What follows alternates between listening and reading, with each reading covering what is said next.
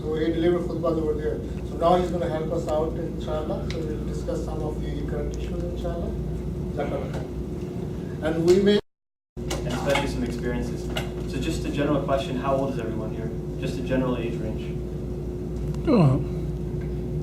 I'm done. How old is everybody? Yeah, how's everybody? Oh, no, how old? How old? Oh, I was old. I don't know if I should ask like some of the sisters. I'm 16 years old. 16? 14. 14? 40. Okay, that's fine. 40, 25. See the one right behind you. Okay, that's fine, that's fine. That's fine, okay. I just want to get general information. That's fine, we'll ignore the sister, that's okay. But that's okay, I don't want to ask the sisters and embarrass anybody. She said she's 18. Okay.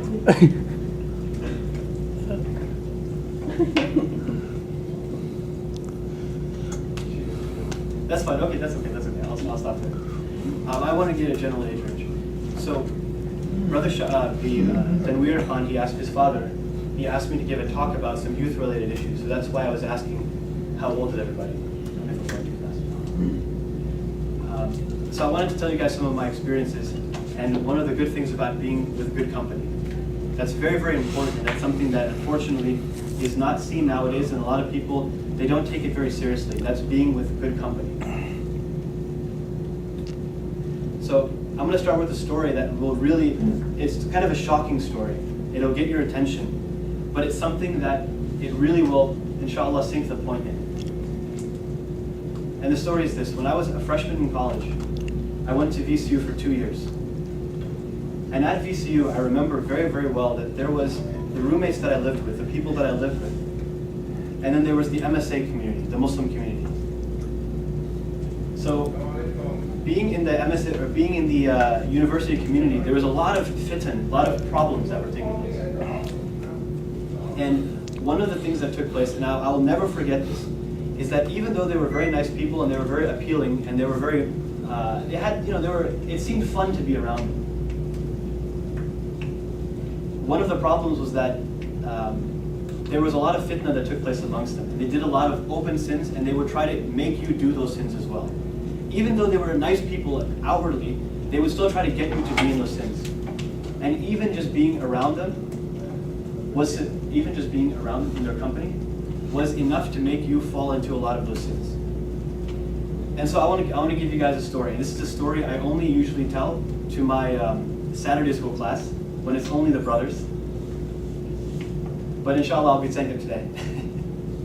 So the story is this: there was one time where people were drinking all night. They were drinking alcohol the entire night. And at the time, I wear contacts, so I can't see without my glasses. So I took my glasses off one night, and I went to pray Isha. And after Isha, I came back upstairs, and I thought what I heard was laughter in one of the rooms. I thought I heard people laughing in one of the rooms. So I went in the room to say, hey, how's everyone doing? What's going on? People are laughing, what's going on over here? So I went inside that room, and instead of people laughing, what I heard was, I realized someone was crying. Am I going too fast? Yeah, slow down here. Okay, slow down. Okay. I realized I heard people crying in that room, or one person crying. So I said, oh my gosh, what happened? And I couldn't see. I couldn't see very well because I wasn't wearing my glasses. So I went in my friend's dorm, and I said, Brian, his name was Brian. I said, Brian, how are you doing? What's happening? And I realized it wasn't Brian, it was this other girl who was in the dorm. And the other girl was crying, and she was actually lying on the bed, on the top of his bed, and she was lying face down. And so now I'm like, what happened? Are you okay? Did something happen to you? And I got really scared. And so I came up to her and I said, are you okay? And she said, who is it? And I said, it's Farhan, it's me. And she said, go away. And I said, no, are you okay? And then she said, when I got closer, I realized what the problem was. Is that she had gotten very, very drunk. She had gotten very, very drunk and had went around the dorm, all around the dorm, and had complained about her had talked about her problems and things like this, and then went onto his bed and threw up in his bed. Threw up in his bed. And was so drunk, that she wasn't thinking clearly. And when I looked at these people, I saw this kind of attitude, this kind of view from the certain people, from certain communities. And then I saw the MSA community and the Muslims who were there, and how good they were, and how friendly they were, and how nice they were. And mashallah, how smart they were too. And the fact that they were very, very welcoming to everybody, very friendly, very open, and very honest. And so whenever I was around them, I would always notice that I took on good characteristics. And I knew almost nothing about Islam before then. Almost nothing. I knew very, very little bit. But when I was around them, I would learn more and more and more. And then, more. I know.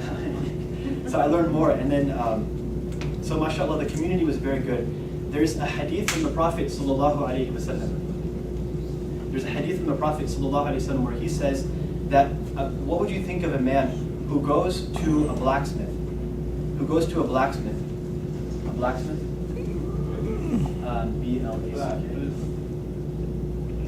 B-L-A-C-K. S-M-I-T-H. And he goes with him, and even though he doesn't get involved in the making of iron and the making of metal, this person still gets black dust on him. He still gets black dust on him. And then another person who goes to work with a person who sells perfume. That person, even though he doesn't work with the perfume directly, he still smells nice by the end of it. He still smells nice by the very end of it. And the Prophet sallallahu alaihi wasallam, he said, and this is the Prophet, right? Okay, never mind, I learned. The Prophet sallallahu alaihi wasallam, he said that this is like your company. That if you're with people who are very good with you, then even though you don't do good, that you will take from their good characteristics. And if you're with people who are very bad, even though you don't do the bad, you will still take from their bad characteristics. And so he, sallallahu alaihi wasallam, he said that you want to be with your good people at all times, good companions. And I can say that when I went into college, I knew so little bit about Islam, I didn't even know the names of the 5 prayers. And then when I came out, I was reading Quran, just from that MSA community. So that's all I have. That's all I have. I'm put on the spot, so I don't know what else to say. So, what can I say?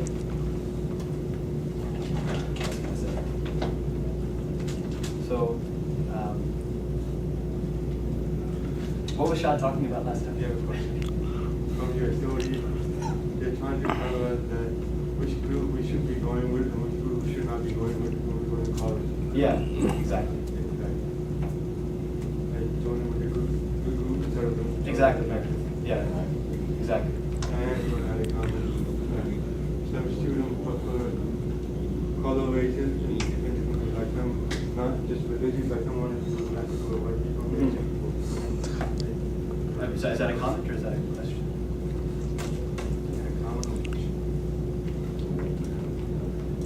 You just want to. Oh, okay, yeah. No, the beauty of those people was that there was no racism amongst them, and they were very, very friendly people, and they didn't care about what country, Pakistan, India, Bangladesh. They didn't care about any of that. They didn't care. They just wanted to be with good people. And they were very friendly, and they didn't even know how good people were. So when you go to college, when you go to, even in high school, seek out people who are who are good people and who have that kind of characteristic. So that's all I had prepared. Go ahead.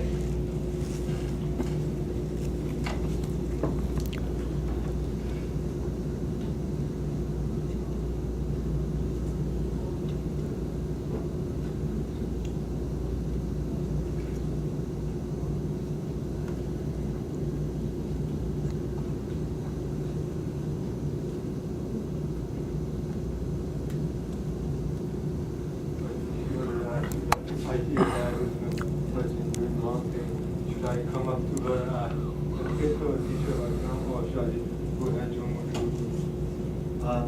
do? It depends on who the person is and how you know them. Because sometimes you can offend the person. You can offend, like, make angry the person.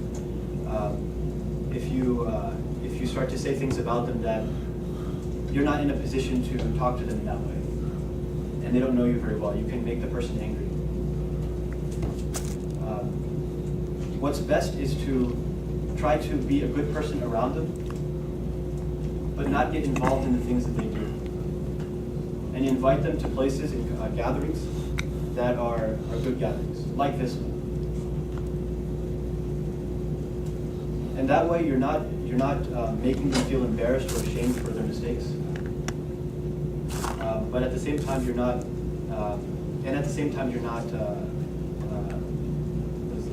being judgmental, being critical.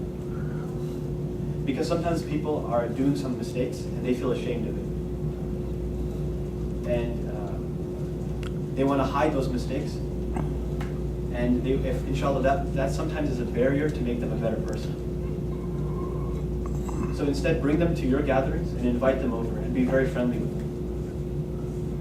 And over time, your good characteristics will come to that person.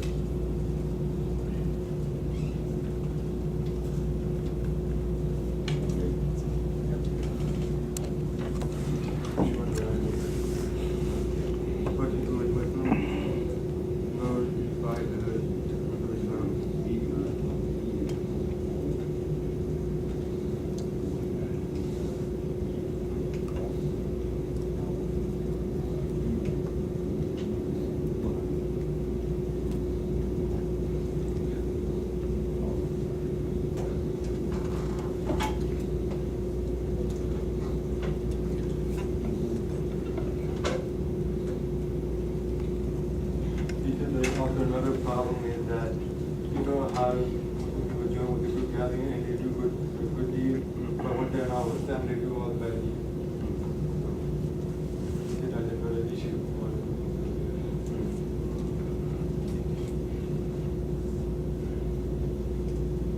So is that a question or a comment? Is that Question. Okay, it's a question. You want to know what you should do with it.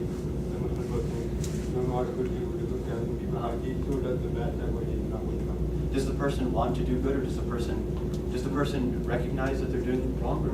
No, the person is doing the good thing with the good people, Right, but right. when he's not with them, he's doing the bad stuff. So then it depends. The first thing I would say is, does the person want to reform, or does the person want to remain the way he is, or she is?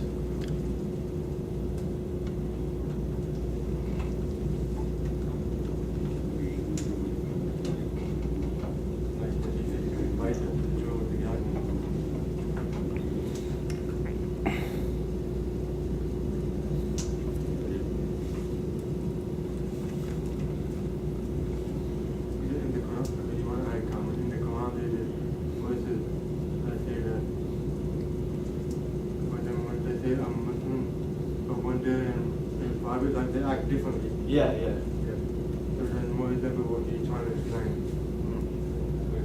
So if you want to know like what you should do if a person is being hypocritical to you. If they're being hypocritical to you? Yeah. I don't understand like what you're asking. Do you mean?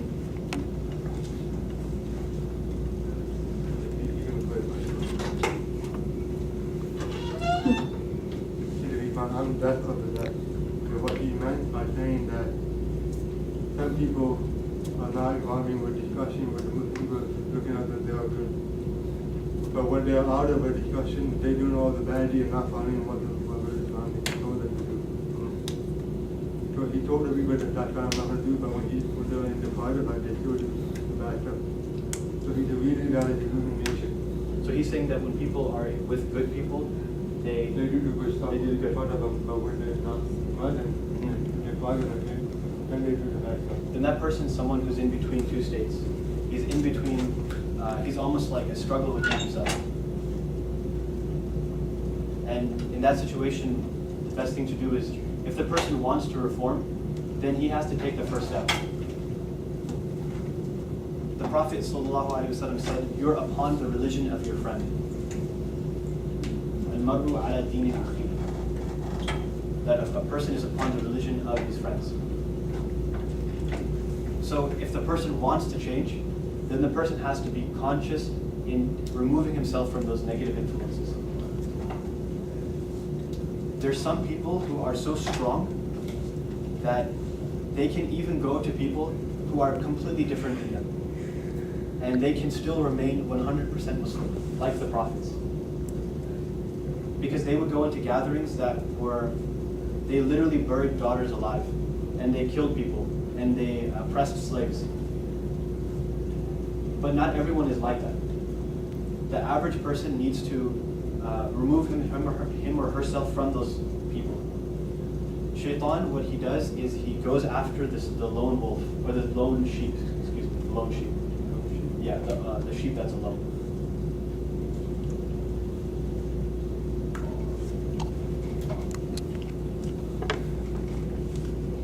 Is that okay? He goes after the lone sheep. So if you're with the bad wolf, then you're going to be eaten with a bad shepherd. I'm sorry. If you're with the bad shepherd, you'll be eaten by the wolf. So you have to separate yourself from people who are making those type of mistakes. Not necessarily 100% separation, not complete separation, but separation to a degree that you're not being influenced by those qualities.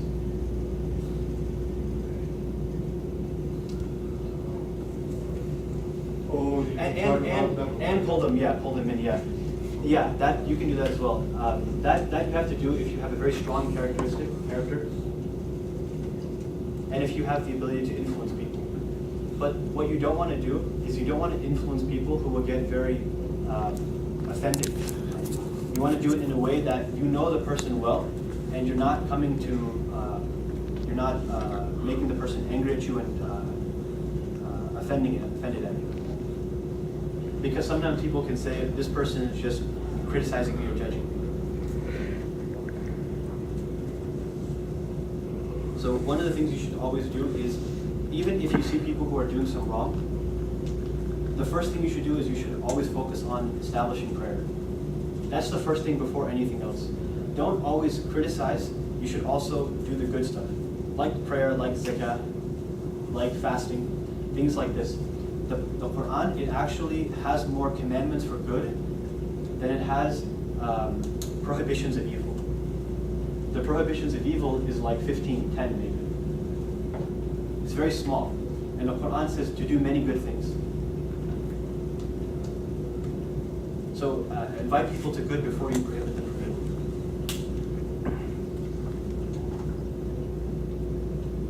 I don't know if that makes sense.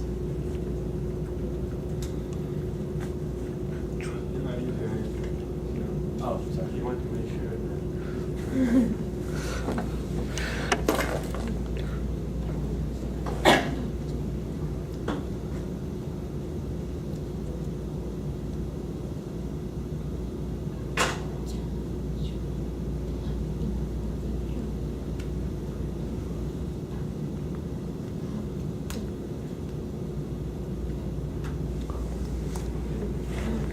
how you can you stop those people when you know like somebody who goes to like down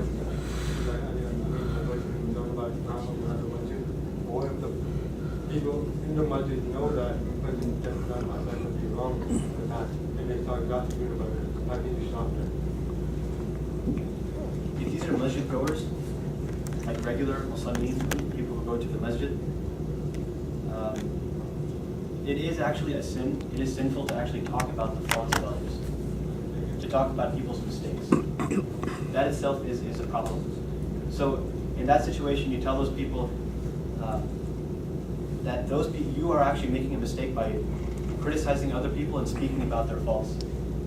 And for all you know, there's a hadith from the Prophet that says that a person will be going towards Jannah his entire life. And then suddenly something will happen, and he will still run towards hellfire. He will go towards hellfire. And then another person will be going towards Jannah his entire life. I'm sorry. He'll be going towards hellfire his entire life. and then he'll be just one step away from hellfire. And then what will happen is Allah will, or he'll make a mistake, and then Allah will cause him to go towards Jannah. Towards Jannah. So for all you know, you have to remind people, and you have to know that you are that person going towards Jannah, and you could be going towards Jahannam in the end. You could make a mistake and go the other way. So it should make you humble and recognize that these people, even though they're making mistakes, Allah is the most forgiving and will forgive them, inshallah. And your job is not to talk about their mistakes. Because those mistakes are between them and God, not between you and that person. So it's none of your business. And for all you know, that person could be going through hardship. And it makes them make a mistake because they're under pressure. So be forgiving of people's mistakes.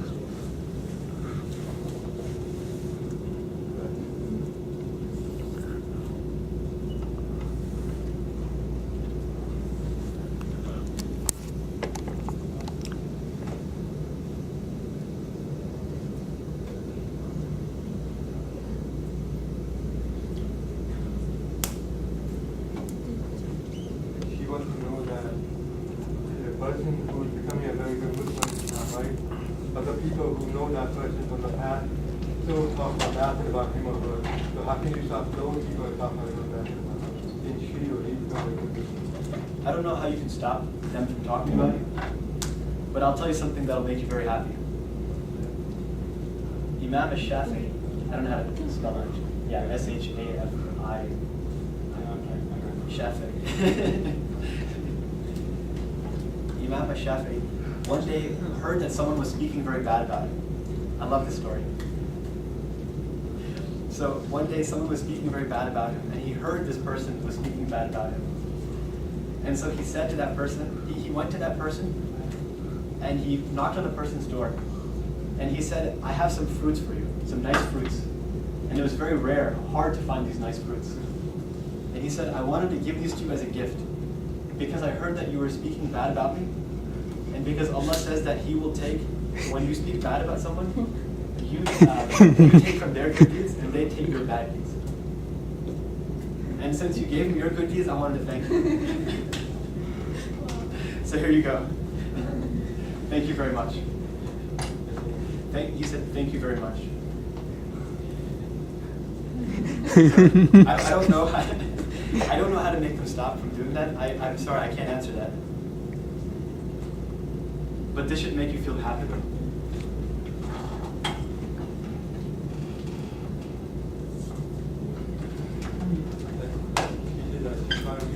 She wants to know how can she stop that in the future. I don't know, honestly. I don't know the answer. You have to, I don't know, honestly.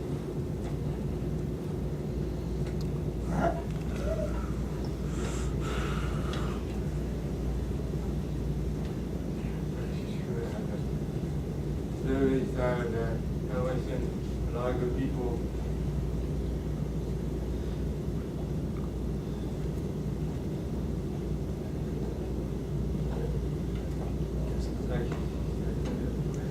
she's saying that unfortunately there's a lot of bad people that are trying to destroy the good people, unfortunately. But she wants to know that what he got about that, but he shot their gossip or the good about them. She became good talk, but they still talk about their bad. I don't know, honestly. I don't know the answer. I don't know. I'm sorry, I don't know. Brother, ignore them. Ignore those people.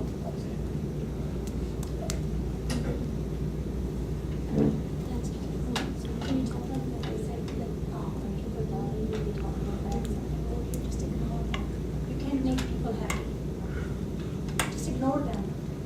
Yeah, that's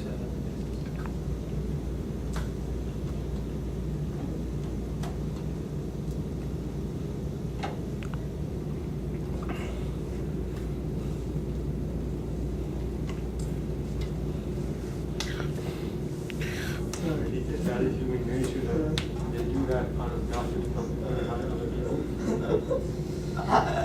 In every society.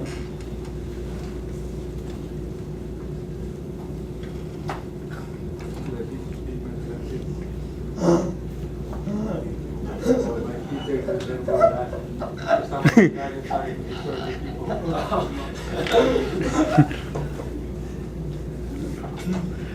But how to make people stop, I don't know the answer. It's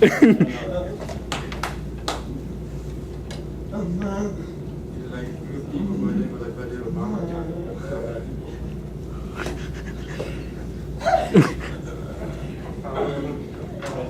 don't know how to make people stop them, if that's your question.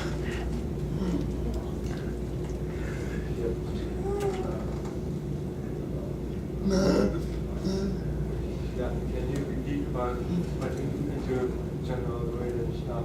Okay, sorry. So there was a person. First off, the story should make you humble. The story should make you humble. That's the point of the story. That some people are doing good their entire life, and then they do something wrong, and then they go towards hellfire completely. Meaning it's a change in their life, a sudden change. Sudden change. And then some people are doing evil their entire life, and then there's a sudden change, and then they go towards Jannah. They go all the way to Jannah. The point of it is that you don't know who you are. And what it should do is it should make you humble and to know that you can't just think, I'm a good person and I'm good. So when you see someone doing something wrong, you shouldn't think that I'm better than this person. And maybe when they became good, all of us, they were that person going towards the wrong, and then they changed. Maybe that's them they're talking about. Hadith is talking about. But the point is it should make you humble and not arrogant and not think bad of people. I hope that makes sense. Does that mean you don't judge other people? Exactly, yeah. Don't judge other people.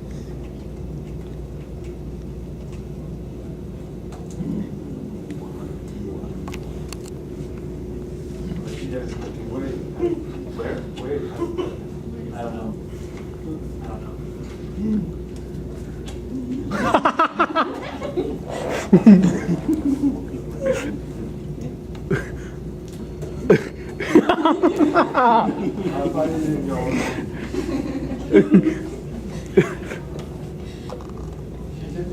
Maybe it's possible that I want to be in the people, not As I understand, no. Because it's so big that that's not what Muslims believe. That's more of a Christian belief, and not even really a Christian belief. That's just imagery. But the description of hellfire is that it's so big that all false gods will be put into it. And since some people worship the moon, even the moon will be put inside it. But the description of Jannah is so big that you could go, it's even bigger than that. Yeah, and some people will, huge.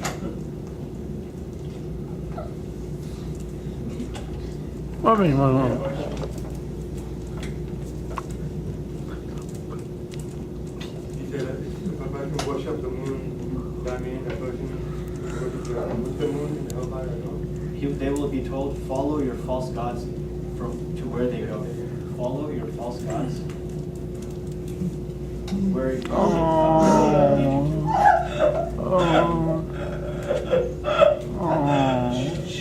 But that doesn't. But nowadays, people generally, especially Muslims, don't really worship idols.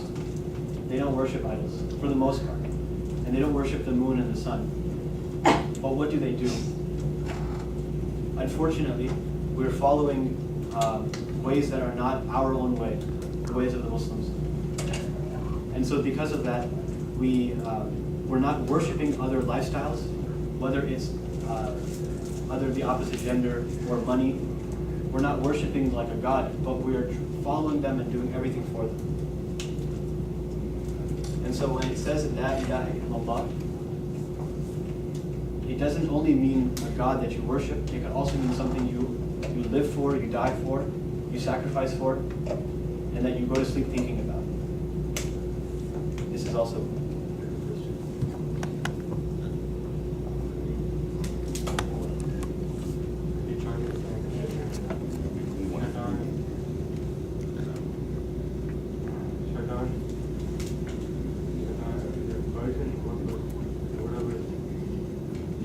non-believers.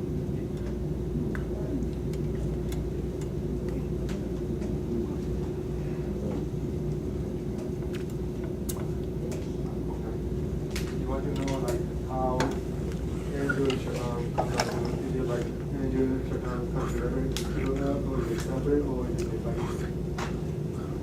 Fight each other. Shaitan? I don't know the answer to that actually. Tell him I don't know. If I knew, I would tell you the answer, but I don't want to just say anything that's wrong.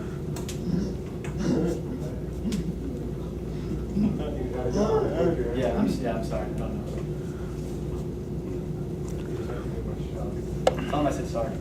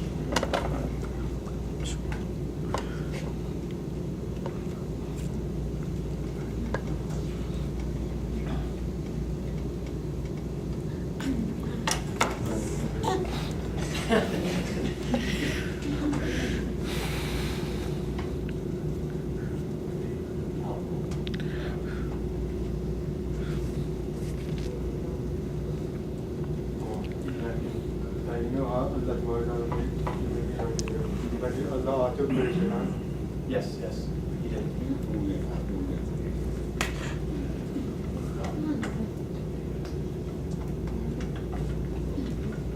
Is that mean that Shaitan is the He's, the enemy, of course. Tell her he used to be. then why Allah made Shaitan? Why did he make him? Because he's our enemy. Tell him that there's many wisdoms behind that. Many wisdoms. But first off, it's not Allah who created him evil. It's Shaitan that went astray. Because Allah had put someone above him, put Adam above him, and because he had jealousy and anger towards him. Because he thought that he was so good that he would be the highest one. But instead Allah put somebody else above him, and he couldn't tolerate that.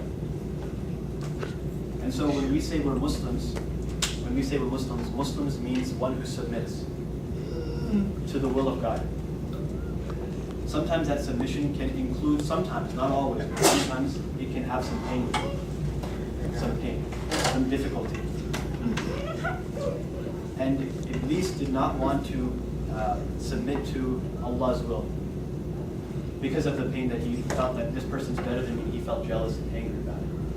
So what happened instead was that he got angry, and because of his jealousy, he tried to destroy the one whom Allah had honored.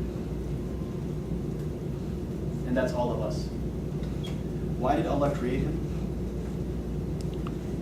You can say that it's also, whenever Allah does something that appears to be evil, there's actually more good in it than evil. Whenever Allah does something that looks evil, there's more good in it than evil. So something bad could happen to you, and you think that it's very bad, but it's actually very good. So with Iblis, with Shaitan, imagine if you were not tested at all. You were not tested whatsoever. And if someone told you to pray and you did, it would be a good thing. But if you were tested and there were difficulties and there were hardship around you, and a lot of problems were happening to you, and then you still prayed, you would actually be better. Better than if you had no problems. Because that hardship can make you not. because that hardship can make you not pray. So it's Allah had created Iblis to be a righteous person, but Iblis chose to be the bad person. So the fault is not on God. But then there's a wisdom from him being bad. There's a wisdom from him becoming bad that comes from it. And that's that even though sometimes it can make it hard for us, in the end we become better. To such a degree that the angels, who are 100% pure and righteous, who have no difficulty, have no tests in the sense of, they have no free will. How do you? They have no free will. And they only do good. In Jannah, they will want to learn from the Muslims. They will want to learn from the Muslims. Because they will say, how could you have been so righteous despite all of the pain you were going through and all of the confusion? I hope that makes sense. That's good.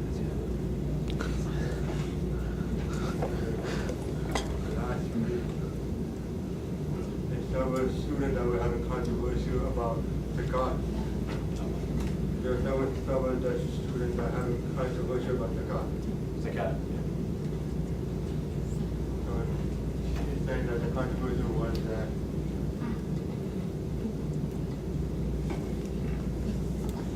she wanted to know what she heard. Some people saying that you only get the reward if you give the God to the Muslim. But even though if you give the God to the non-Muslim, you don't get the reward even though you give the non-Muslim. What is it you get the reward for giving it to anybody? Okay, yeah, the answer is anybody. There's a hadith from the Prophet sallallahu alaihi wasallam that says, but let me qualify it. I'm going to give the full answer. It is anybody. However, there's a hadith from the Prophet that says, love what you love for yourself. None of you truly believe until you love for your brother or sister what you love for yourself. The scholars of Islam say that the word brother first means your immediate family. Then it means like your community, your tribe, you could say. And then it means maybe your countrymen. But it also means first your Muslims, your fellow Muslims. But it also means at a greater level, even people who are not Muslim. So ultimately it is everybody. We as Muslims, we like to give more towards our own fellow Muslims. But that doesn't mean we only give towards Muslims. We give towards anybody who's in need. So because you want to be somebody who around you, even if they don't accept Islam, they still feel a good sense around you, and they still have any pain removed from them. So even if they're not Muslim. But in general, though, we feel more comfortable giving to Muslims. So, but everybody, I'd say everybody.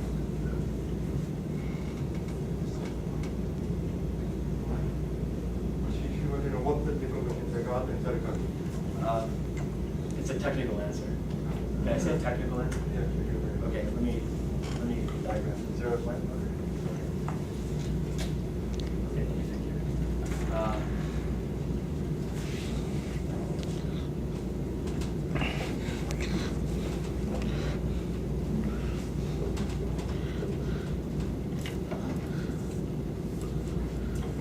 That answer, meaning that sadaqah is anything you give to the poor, but as zakat is a specific amount that is part of the sadaqah, but is not necessarily sadaqah.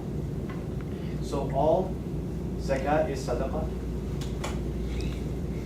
but not all sadaqah is zakat. This is a minimum you have to give. This is a minimum you have to give as a Muslim. And then everything around that, other than that, is very good to give. Is very good to give. But it's not something that is required.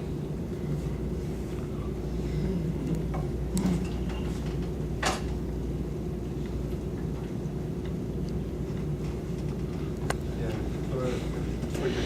for zakat, the 5 minutes should be given to your family who in need. Yeah. And then your Muslim Yeah. community, then Yeah, exactly. That's right. you have a question. Zakat, every year you have to give an annual to 4 people. So during the month of Ramadan,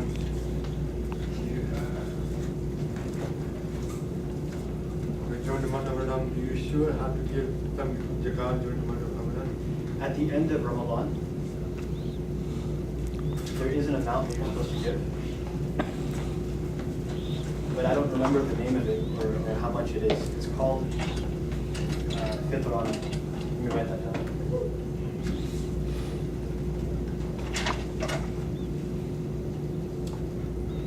My handwriting is very bad.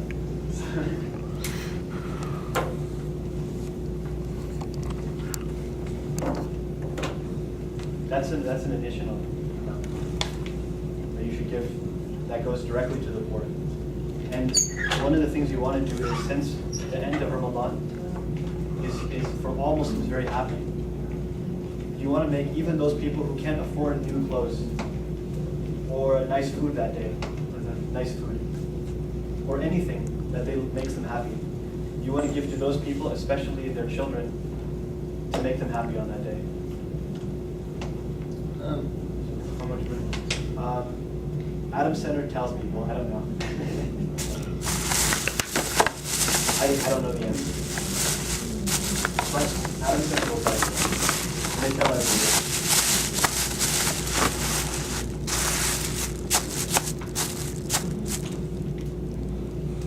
So is it required or is it optional? As I understand it, actually, I don't want to give an answer that's wrong. Let me find out. When you come back, and I'll find out, Michelle. And ask, is this every Saturday? Yeah, every Saturday? Okay. I know Shah Imam very well, so I'll tell him. Because we talk every day.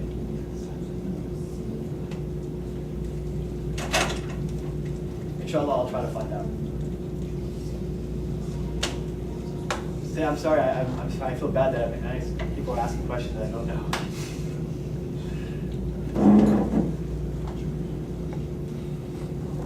Last Saturday we were discussing about how we were discussing today. Peaches. So that people want to discuss about self-control and patience. We tell everyone to do their homework and study and come back and discuss about self-control and patience. So that is what that people have in their mind right now. The topic is self-control and patience. So they have done their homework for the last day.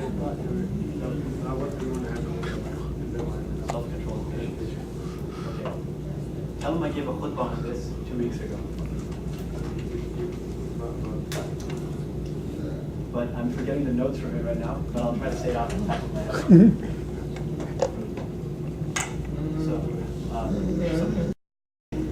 So there was a moment about patience. Maybe I can tell you a little bit about patience. There was a moment in the life of the Prophet, sallallahu alaihi wasallam. Oh, should I go through this? I have to read this thing. And I have to read it. Oh,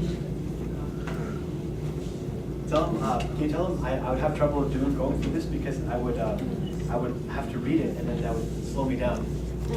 Okay, tell him I'm sorry. I don't know if I can do that at all. But I'll try something else though. Okay, he's raising his hand.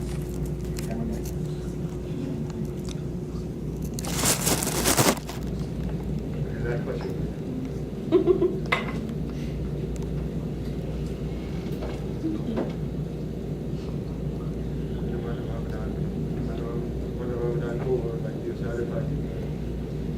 That you go out and you see some poor people on the issue, and you give some money to them. And the next day, the poor person with the money you gave, they buy alcohol. Yes.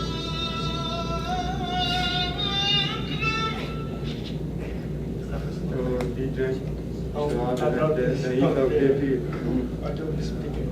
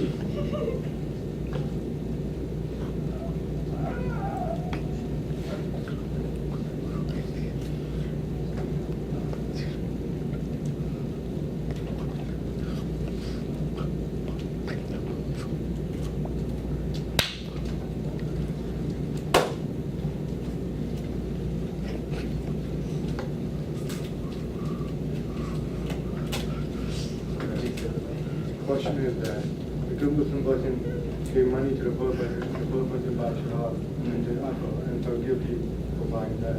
Then the next day, different Muslim person, but he's not religious, but then he asked him, do you give me some money? And he said no. So what is the point of the question?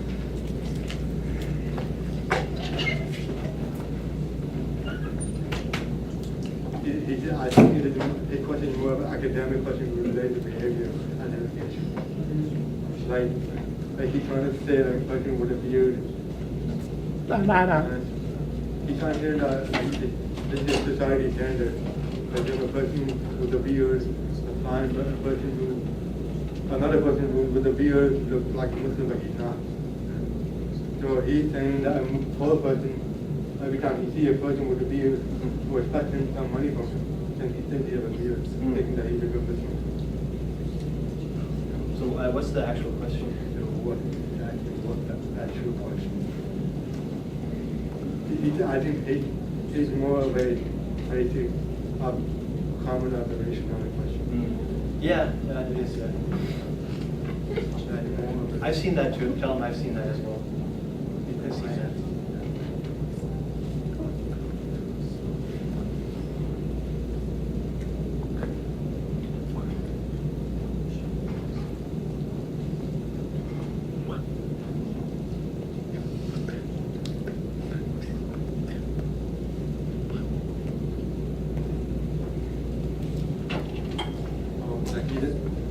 Is it possible that you can also, like, if you see a poor person, you give them money, and then you invite them to a masjid? You can do that. What I recommend is that there's a lot of very good organizations in this area, like Faith, F-A-I-T-H. Yeah. And what they do is they go to the poorest of the poor people, and they help them out. And they know that they're real, they're not fake cases. Sometimes I even feel uncomfortable giving to people on the street because of the alcohol problem. Shut up.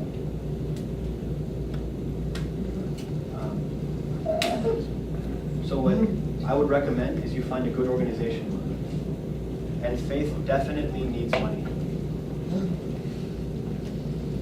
Where can I get that information? Organization? For Faith, I'll get it for you. I'll get it, inshallah. I will get that. I'll get it on my phone actually right now.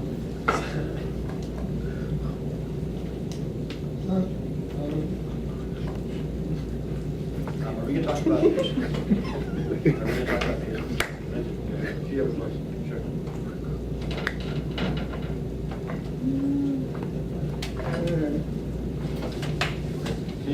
you get the poor person food instead of giving money as well? You can, absolutely. But you have to know the person because it might get potentially, you don't want to offend the person. That's the main thing. You can do whatever the person needs. It's between whatever helps that person. Absolutely anything. Just make sure you don't come off as offensive in any way. Some people, sometimes they just want someone to talk to.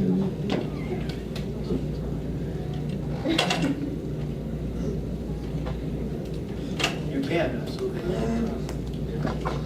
That's what he's saying. Like he said, sometimes I would try to give people food instead of money because sometimes people buy a job. Yeah, that's right. That's true. That's true. That's true.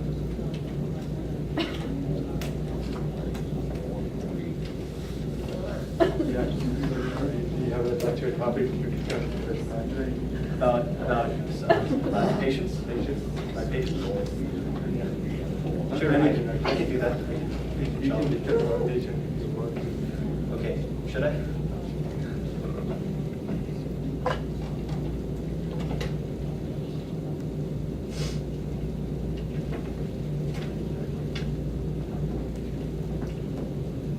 Sabr, patience, right?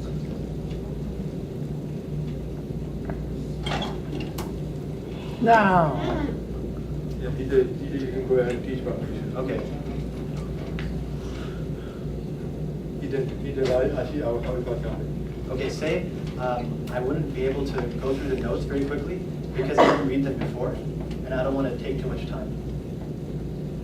But instead what I'll do is I gave a khutbah on it, and I still remember the notes from it. So is that okay? Ask if that's okay. Okay. I'm going to start with the story.